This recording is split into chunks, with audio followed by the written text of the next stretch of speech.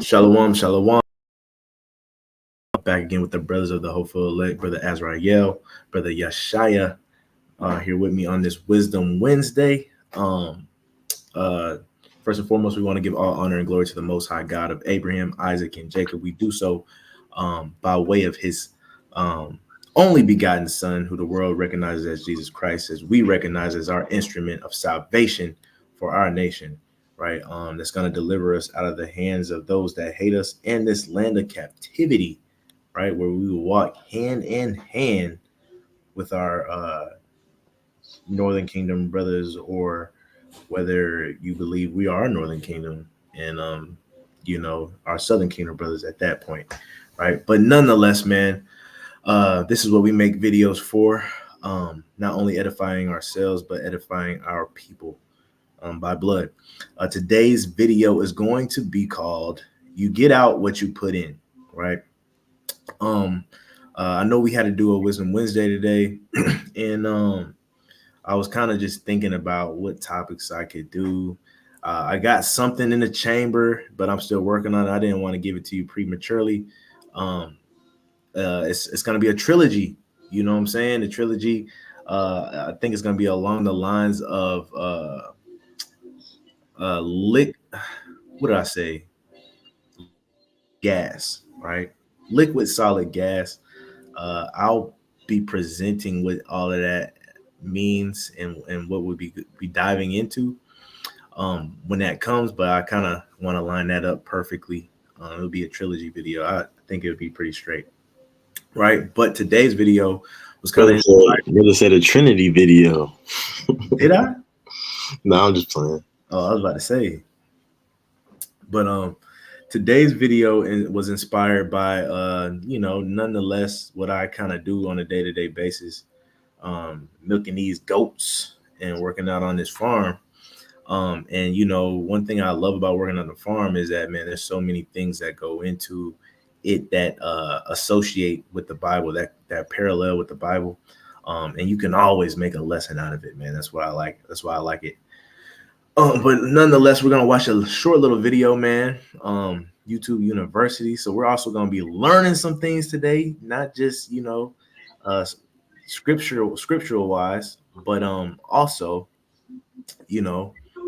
husbandry wise too. All right. Let's see here. Let me share my screen real quick, and hopefully the audio works good.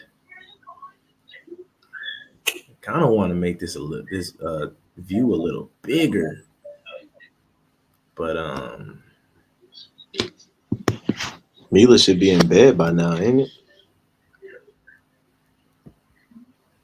Yeah, it's past her bedtime. Yeah, she up like she grown. All right. Let's start it at 1:08. We can start at 1:08.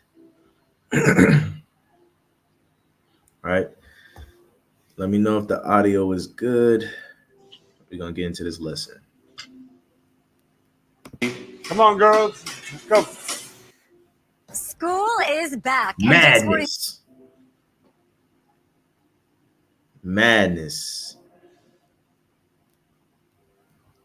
Goods has what you need to win your year. Check backpacks off your list from. We got our girls ready to go.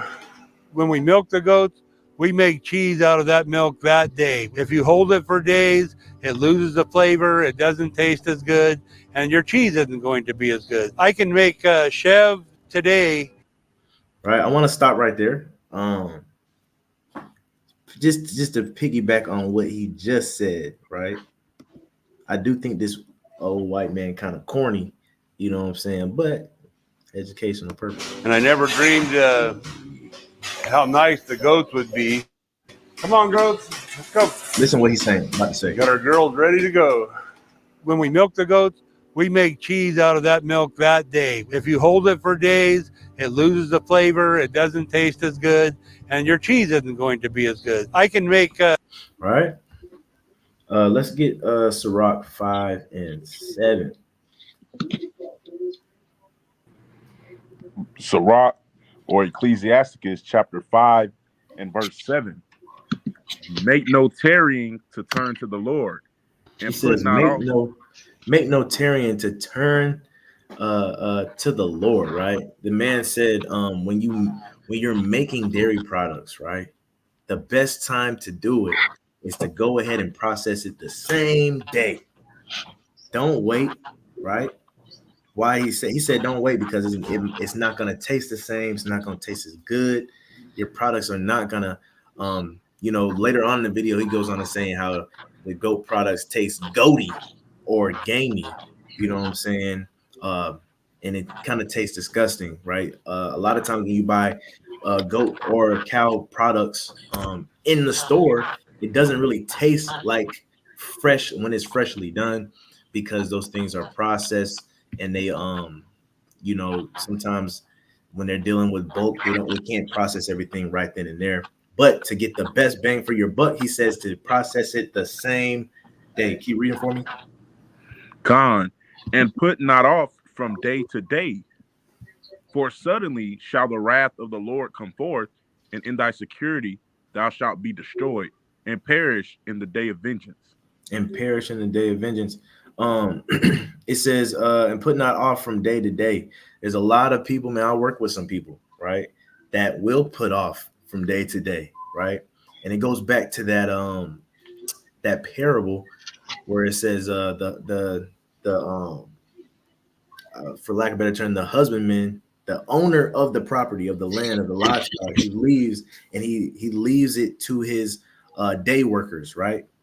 Forgot what that actual term it uses, but his day workers, and it says that the day workers didn't care for his property like he would. And that's what I witness a lot, right? And that's what a lot of people witness in their own faith, right? Their own faith, they put off from day to day. You know what I'm saying? It says, for suddenly shall the wrath of the Lord come forth, and in thy security thou shalt be destroyed and perish in the day of vengeance. I read one version that says something a little bit different. Oh, never mind. It's in verse number 8. Can you go to verse number 8 for me? The next verse.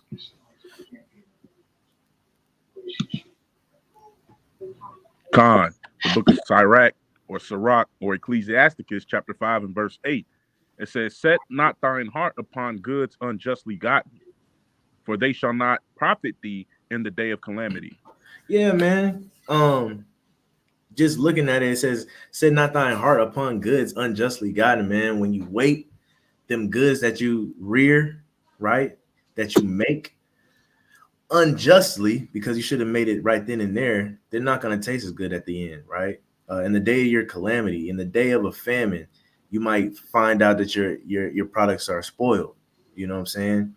This comes about with laziness and slothfulness, right? When it comes to taking care of things, and what the title says, getting out what you put in, right? I'm gonna add this back to the stage. We're gonna continue, right? Pay attention to what he's saying right here, because I'm about to stop it one more time. Chev today and have it in a restaurant in 48 hours. What did he say? We got our girls ready to go. When we milk the goats, we make cheese out of that milk that day. If you hold it for days, it loses the flavor, it doesn't taste as good, and your cheese isn't going to be as good. I can make Chev today and have it in a restaurant in 48 hours. The chefs love it, and you can tell the difference in the flavor when it's that fresh. When they come in, the first... Right? If you could pull up for me 60. Psalms 119 and 60. Salakia. Psalms 119 and 60. Another classic, right? He said, I can make cheese, I can make chev or type of cheese today and have it within restaurants in 48 hours, right? In 48 hours, in 2 days. And he said that the taste is immaculate, and it tastes way fresher than any store-bought product, right?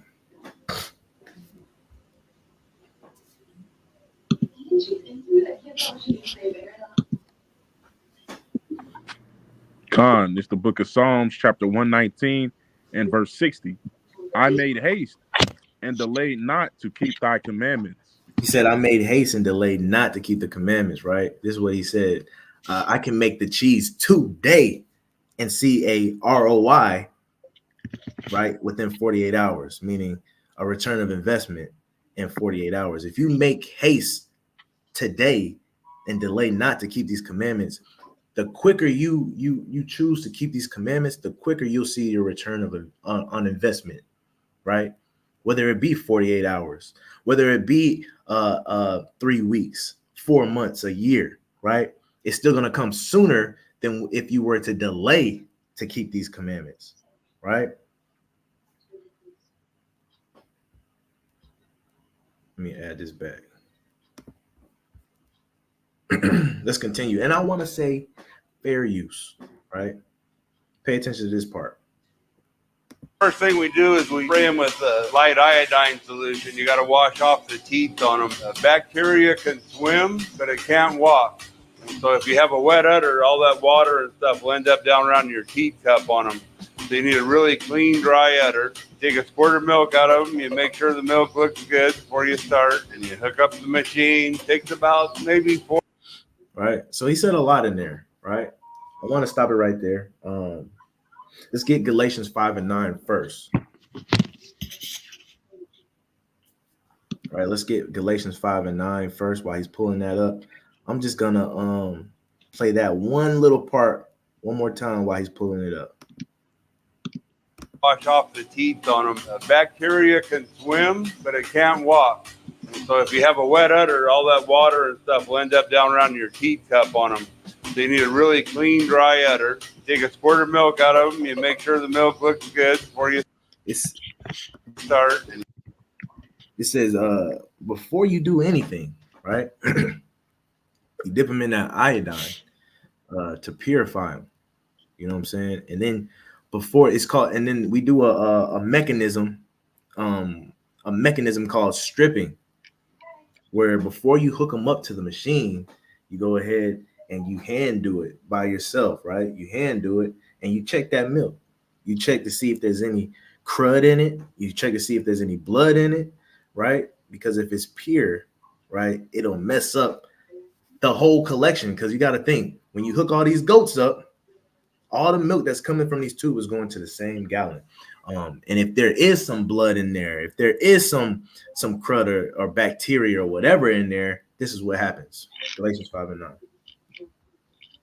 This is the book of Galatians, chapter 5, and verse number 9.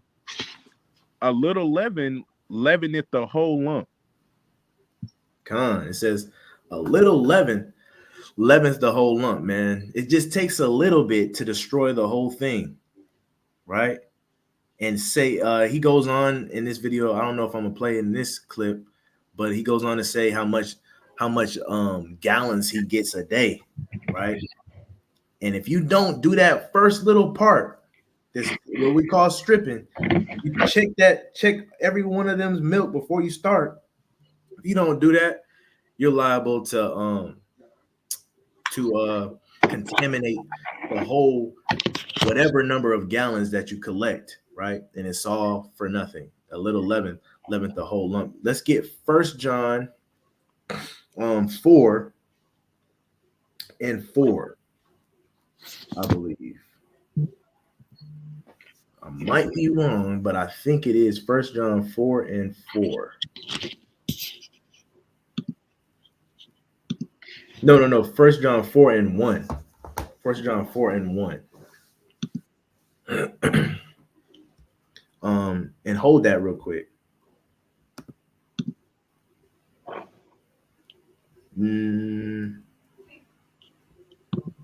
Okay, yeah. 1 John 4 and 1. This is the book of 1 John chapter 4 and verse number 1. It says, Beloved, believe not every spirit, but try the spirits whether they are of God, because many false prophets are going out into the world. Right, man. Believe not every spirit, right? But try the spirits. Man, you got to try that milk before you start collecting it, man. You know what I'm saying? Don't just go around trusting. And especially for us, man, at where I work, not disclosing where I work. But hey, look, you gotta try that milk before you commit to tasting it. You know what I'm saying? You got to make sure it's clean. You got to make sure it's pure. You got to make sure the proper foundation and principles was put into that thing before you receive it. If you got eyes to see and ears to hear what I'm saying, you know what I'm saying? When you're deciphering through your doctrine, right? You want to make sure it's pure. You want to try it first. You want to strip them first before you start collecting it. If you got eyes to see and ears to hear, right? Let me pull this back up. We got more. Got more to watch. Right? Let me see. Come on. You hook up the machine. Takes about maybe 4 or 5 minutes. These are Nubians. They're what we're milking. The sweetest milk and highest fat of any goat. These are Nubian goats, right? Now, we deal with Nubian goats where I work at.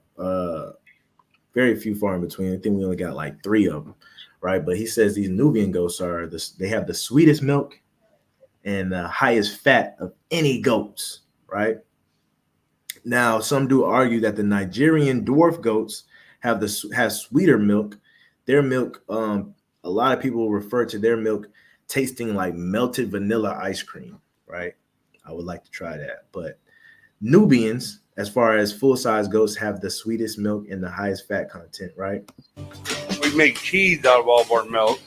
So we want high protein and high fat milk, and that's what Nubians have. But their butter fat will run around 6 to 7% fat. Whole milk is 3.25%.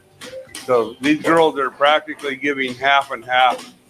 So they do about a gallon a day, half a gallon per milking. Cow milk, you only get 1 pound of cheese per gallon.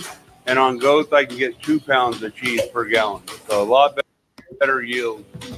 Come on, man. So, and what does this make me think of? It makes me think of the love that the Most High has shown us, right?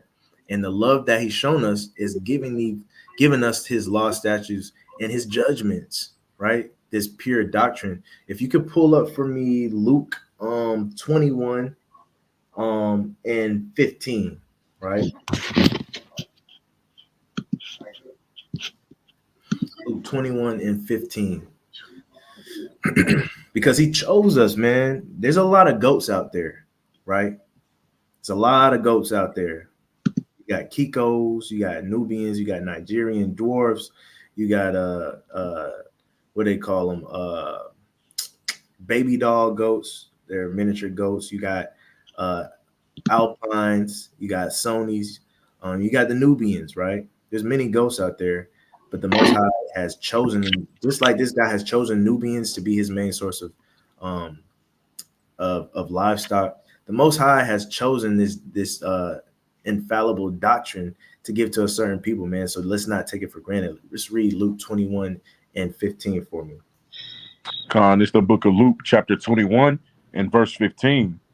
And it reads, "For I will give you a mouth and wisdom, which all your adversaries shall not be able to gainsay nor resist." Right, man. He's lacing us up with the finest, right? The only doctrine that cannot be gainsayed against, right? Christianity, the Christian doctrine can be gainsayed against. They can make some really cool points, some really good points. But if you keep looking into the points, right, they tend to backfire on them. You know what I'm saying? Now this truth that we push, we go out and talk to strangers, for about 3 years now on the streets, never gainsayed, right? Never confounded. All praises to the Most High God, right? Let's get Psalms 19 and 10. Psalms 19 and 10, because what did he say these Nubians render? The sweetest, right? And the most fat content, right? And he said compared to cows, right? I can milk cows and I can only get 1 pound to a goat's 2 pounds, right? That's how much sweetness and fat is in their content, right? Psalms 19 and 10. This is the book of Psalms, chapter 19 and verse 10. And it reads, more to be desired are they than gold. Them Yea. Nubians are more to be desired than gold, man. This doctrine of the Most High is more to be desired than gold. Keep reading. Than much fine gold, sweeter also than honey and the honeycomb. Sweeter also than the honey that's on the honeycomb, right? Than the honeycomb. Give me Exodus 33 and 3. Let's talk about this honey, right? Right. And this next precept we're about to read, man. This is something that I witnessed on a day-to-day basis, right? These Nubians, first and foremost, they'll set you up for success. They are the carriers of this liquid gold, right? Of this high fat content and sweetness, right? But if you have this commodity and you abuse it, or you don't use it, or you don't use it properly, right? It can also flop. Khan, this is Exodus chapter 33 and verse 3. Unto a land flowing with milk and honey. Right. So the Most High, he said, we all know he go into a land that was flowing with milk and honey, right? For I will not go up in the midst of thee, for thou art a stiff-necked people, lest I consume thee in the way.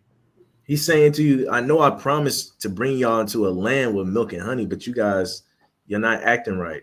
You're not treating this Nubian goat how it should be treated to render the things that come from it. We're not treating this doctrine as we should to see the benefits that come with it. You know what I'm saying? And since we don't, what did the Lord say? He says, for I will not go up in the midst of thee. Thou art a stiff-necked people. So, and when I witness this every day, we milk every day. We have a Nubian goat that we milk too. Do we get to taste how sweet that milk is? Right?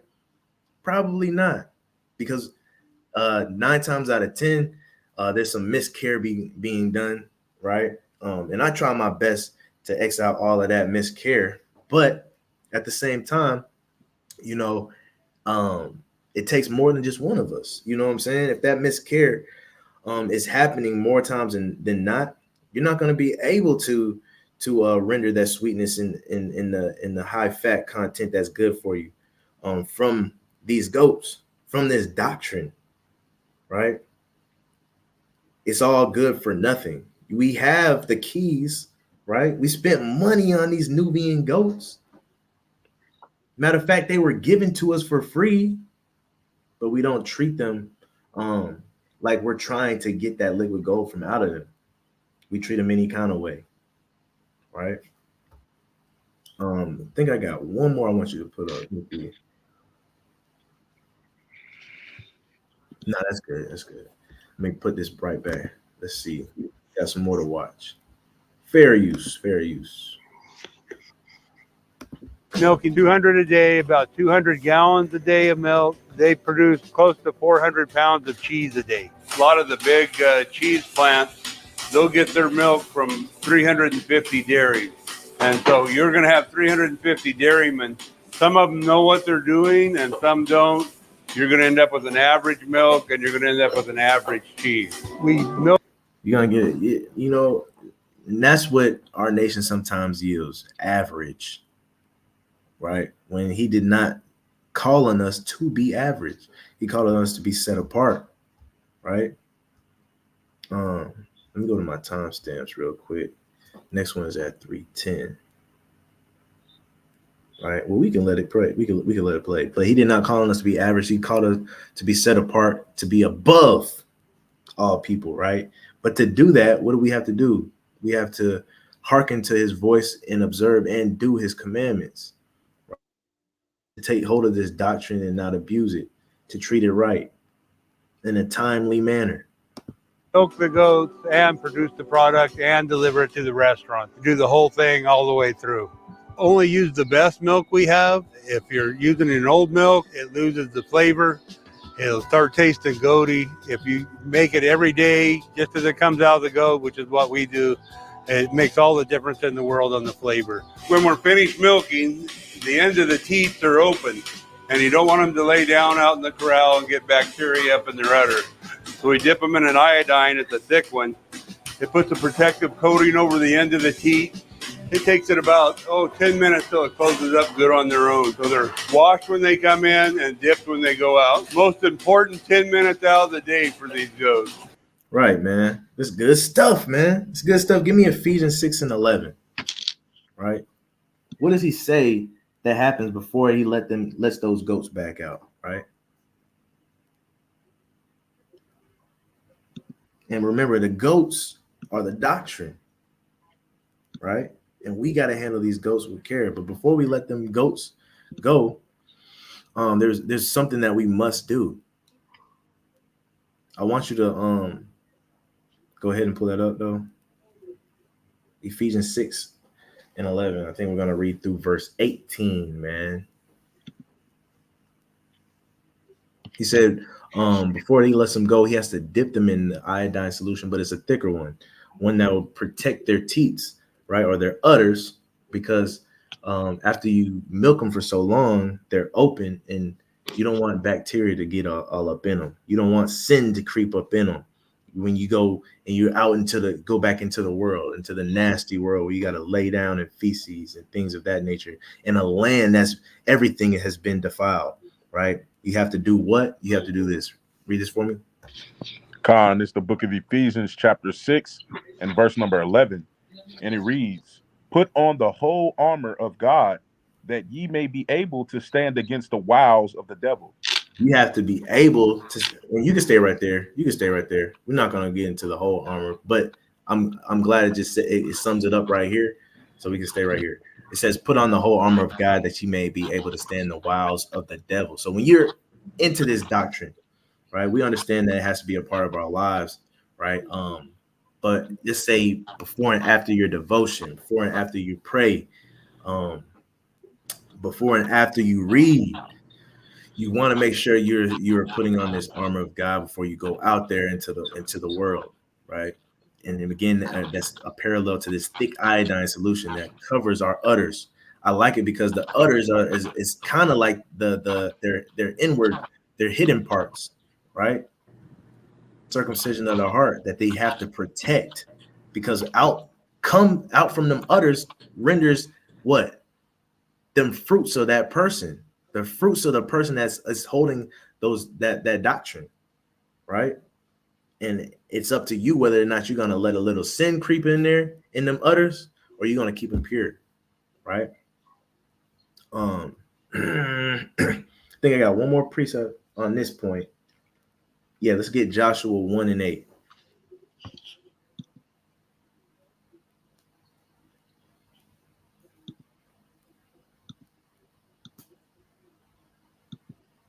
And before you pull that up, I'm gonna share the screen one more time. Go ahead and click on it. But I'm gonna share the screen one more time just so y'all can read the caption that's on the screen at this pause point. It says, "Most important 10 minutes of the day for these goats," right? Now with this doctrine, right? When you're diving into this doctrine, whether it's devote some type of praise and worship, praying, reading, charity, alms, anything, whatever you're doing, that's the most important thing in time that you're spending out of the day, right? Out of everything you got going on within 24 hours, the time that you give to the Most High is the most important, right? Whether it even be just 10 minutes, like he's saying that they only get 10 minutes of milk in a day, right? But it's very important. They're very important for the consumer, and it's very important how you handle the doctrine as well, right? The most important 10 minutes. And this is my encouragement to everybody out there to at least spend 10 minutes a day, right? At least 10 minutes. You got a whole 24 hours, man, right? Put a timer on or something, man. 10 minutes. And I speak as a man, time yourself as you will, but I say at least 10 minutes, right? Go ahead and read what you got in Joshua. This is the book of Joshua, chapter 1 and verse number 8. It says, "This book of the law shall not depart out of thy mouth, but thou shalt meditate therein day and night, that thou mayest observe to do according to all that is written therein. For then thou shalt make thy way prosperous, and then thou shalt have good success." Come on, man. You take care of it. You make sure you hone in on that precious time that you have with him, right? And that when you go out, you put on that full armor of God to protect what is holy. And then you shall have good success. If you're covered and like I said, you don't go out laying in feces and urine, right? Allowing yourselves to be tainted. Because remember what we said, a little leaven leaveneth the whole lump, right? I think I got a little bit more on this clip.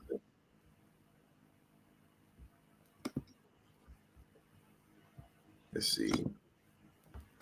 Yeah, I got a little bit more on this one. I'm clicking the wrong thing. If something bad's going to happen, something's going to go wrong, it's going to be in here. So you have to. He said, if something bad's going to happen, something wrong's going to happen, it's going to be during that time. Your time with the Most High, whatever bad comes out of that, right? Whatever bad fruit that you yield is going to come out of that time and how serious you took it or not, right? Do a really good job and take care of them. The animal's attitude and their health is the most important thing of all. If you don't give them the best feed you can buy, the best medical care they can get, if you don't take care of them, they will not produce milk at all. They have to be happy to produce milk. If one gets depressed out here, they'll dry themselves up and not milk. You have to take care of them all the time. See, if you do it, they love you. Here.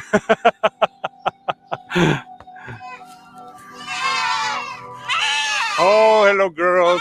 It's a give and take, man, right? You get out what you put in, right? That doctrine, man, how you treat it is how it's going to treat you.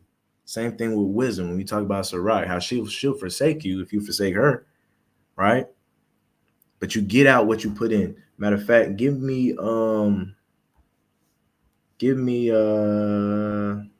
Galatians 6 and 7.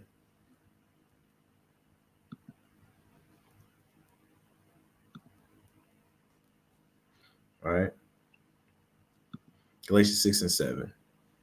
And you know, this is something I witnessed too.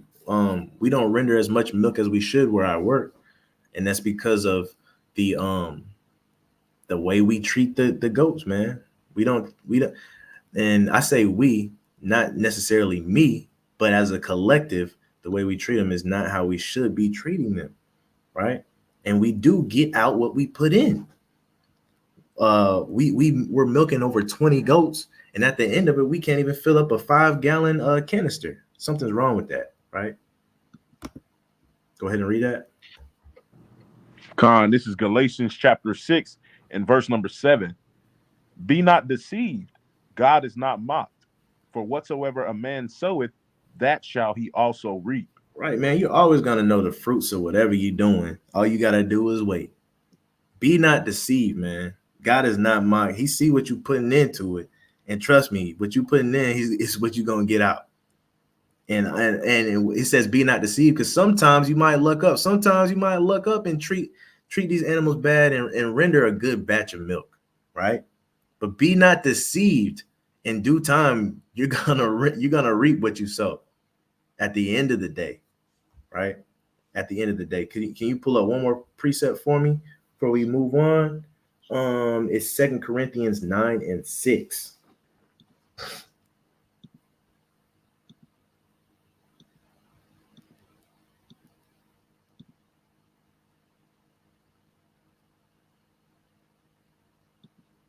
All right.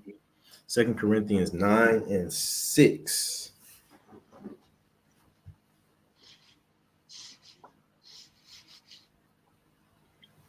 Anybody read it? Con. It says 2 Corinthians 9:6. But this I say, he which soweth sparingly shall reap also sparingly, and he which soweth bountifully shall reap also bountifully. Right, man. You get out what you put in. If you sow sparingly, right? If you do things haphazardly, right? Half behind, that's what you're gonna get out, man. You're gonna get crappy milk. It's not gonna taste so sweet, right? But if you sow bountifully, if you take the time, if you take more than 10 minutes out the day, right? If you pour into this doctrine, it'll pour into you. You get out what you put in at the end of the day, right? The last precept I got is going to be Psalms 119 and 63, right? And then I got one more piece of clip that I want to play.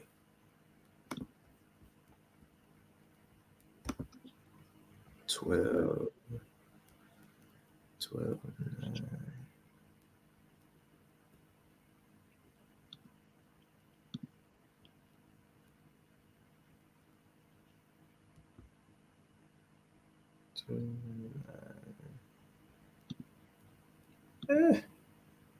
Trying to get it perfect. There it go. I guide every day because it's unpredictable. Fair use, man. Every time I go out, it's a little bit unknown. From Florida, we have 2 vegans. All right. Playing now. Vegans that buy my cheese because they know we treat our animals well, and so that's why they still buy some cheese from us. They buy the peppercorn feta buttermilk culture. And I bag up the buttermilk into a bag, leave it in here. It takes about a week. You flip the bag over, and the curd stays in the bag, and then it collects the whey in the bottom. We have 2 vegans that buy my cheese because they know we treat our animals well, and so that's why they're vegan, man. They're not even supposed to be eating cheese, right? But he says because they know that they treat their animals well with respect, they still buy some cheese from us. They buy the peppercorn feta. They make me swear not to tell anyone who they are. Sometimes there's some Nicodemuses out there, right? But they call it their steak. It's really a creamy feta. It's not a hard one. The chef. And that's kind of what I wanted right there. Can you bring that back out? Let's see. Go ahead and read that for me. Con, this is the book of Psalms, chapter 119 and verse 163. I am a companion of all them that fear thee, and of them that keep thy precepts. Con, man, right? This doctrine, right, is a companion to those. The Spirit, the Most High the wisdom, the Holy Spirit is a companion to those that fear Him, right? That treat this thing as delicately as it's supposed to be treated. That goes through the proper protocols, right? And the thing I like about it is these vegans that's not supposed to be even eating this cheese, their trust is so high, their faith is so high in this guy, right? That they'll eat this thing that they have proclaimed that they will not eat, right? It takes real trust and faith, but to do that, we have to be able to look at each other and know when we try our spirits that, hey, look, there's no leaven in that man right there. I can build with him. There's no leaven in this doctrine. I can build with him, right? Iron sharpens iron, right? But that's all I got, man. Y'all brothers have anything that you want to add? Yeah, when you actually, like you said, doing the work the right way, you'll start converting people. A lot of times people wonder why they haven't converted people and things of that nature. It's probably because you're not treating the work as you should be treating it. That's a good point. You may know about the job, right? You may know how to do it the right way, but you take the shortcuts and you cut corners all the time, and you don't stop to think about if that is the reason why you don't see conversion, right? The dude on the video said that he had some vegans eating cheese, right? Hey, look, and that's the impossible, bro. You know what I'm saying? You know, when people say, hey, man, so-and-so, they'll never come into this truth. They're into X, Y, and Z. There's no way they're coming into this truth. This man did the impossible. He got vegans to eat dairy products, bro. Yeah, Anything is possible. And if anybody talks to a vegan, man, we know, there's some vegans that are just trying it out. But if you talk to some um, like straight up vegans, they be serious about it, man. They don't wear leather, they don't do none of that stuff. And so I say that to say, um, we see when Christ was in the New Testament, we see Christ when he was going around, uh, he had some Pharisees. It say that many believed on him after he did X, Y, and Z, or many believed when they saw him do X, Y, and Z, and they kept it secret. Like the brother on the video said, the man on the video said, they said, as long as I don't say who they are, right? A lot of these Pharisees, they didn't want people to know that they believe because they wanted to keep their high seats. But the thing about it is, if we do this work the right way, we'll be able to tell who's receiving it, whether they want to be out in the open or not. We can have we've genuine all conversation and look them in their eyes and know, yeah, they understand now. we've all seen videos, had conversations with folks that there might be a Christian, might be, whatever, a Muslim, whatever. And at the end of the conversation, man, they kind of giving you that head nod, they dapping you up. And, I agree with you, bro. You know what I'm saying? Somebody that's supposed to be standing up for the fact that we're not supposed to keeping these commandments will admit to you, yeah, man, we're supposed to be keeping these commandments.